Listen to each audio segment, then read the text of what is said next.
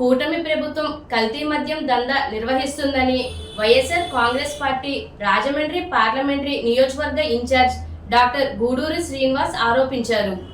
ఈ సందర్భంగా ప్రజలకు ఇచ్చిన హామీలను తుంగలో తొక్కి ప్రజలను ఘోరంగా మోసం చేసిన ప్రభుత్వం కూటమి ప్రభుత్వం అని అన్నారు. అబద్ధాలతో అధికారంలోకి వచ్చిన కూటమి ప్రభుత్వ నిజస్వరూపం ప్రజలు గుర్తించారని, ప్రజలకు కూటమి ప్రభుత్వం చేస్తున్న మోసాలను ప్రజాపక్ష పోరాటాలతో వైఎస్ఆర్సీపీ ప్రజల పక్షాన పనిచేస్తుందని డాక్టర్ గూడూరి శ్రీనివాస్ అన్నారు. రాష్ట్రంలో కల్తీ మద్యం దందాను నిర్వహిస్తూ ప్రజల ప్రాణాలతో కూటమి ప్రభుత్వం చెలగాటం ఆడుతుందని ఆరోపించారు. వైఎస్ఆర్ కాంగ్రెస్ పార్టీ సీనియర్ నాయకులు నక్కా రాజుబాబు ఆధ్వర్యంలో మంగళవారం రాజువోలు గ్రామంలో వైఎస్ఆర్ కాంగ్రెస్ పార్టీ చేపట్టిన రచ్చబండ కార్యక్రమం, రాష్ట్ర ప్రభుత్వ కల్తీ మద్యంపై 1 కోటి సంతకాల సేకరణ కార్యక్రమం జరిగింది. ఈ సమావేశానికి ముఖ్య అతిథులుగా వైఎస్ఆర్ కాంగ్రెస్ పార్టీ జిల్లా అధ్యక్షులు మాజీ మంత్రి చెల్లుబోయిన శ్రీనివాస వేణుగోపాలకృష్ణ, వైఎస్ఆర్ కాంగ్రెస్ పార్టీ రాజమండ్రి పార్లమెంటరీ నియోజకవర్గం ఇన్ఛార్జ్ డాక్టర్ గూడూరి శ్రీనివాస్ హాజరయ్యారు. ఈ కార్యక్రమంలో నాయకులు, కార్యకర్తలు, పార్టీ శ్రేణులు పెద్ద ఎత్తున పాల్గొన్నారు.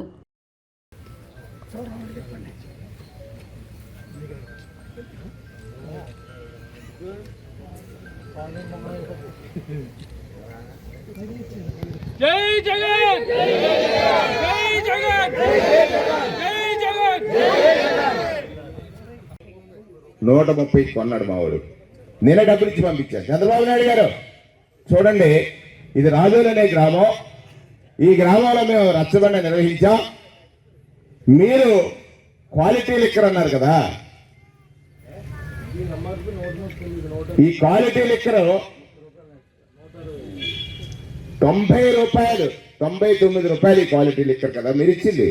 ఇక్కడ అమ్ముతుంది ఎంతో తెలుసా? 130. చట్టబద్ధం కానటువంటి బెల్ట్ షాపులు, చట్టబద్ధం కానటువంటి అంటే చట్టంలో బెల్ట్ షాపులు లేవు.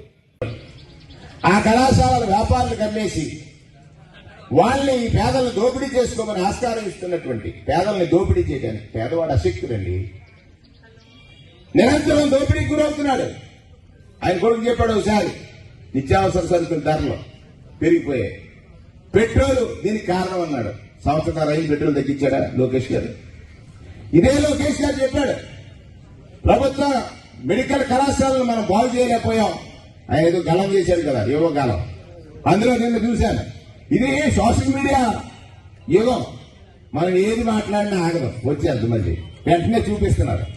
ఆయన ఒకటే చెప్తాడు. ఇంకా పెద్ద మోసం ఏంటంటే 2004 తర్వాత హైదరాబాద్ అభివృద్ధిలో అతనికి ఏ మాత్రమో పాటలేదు.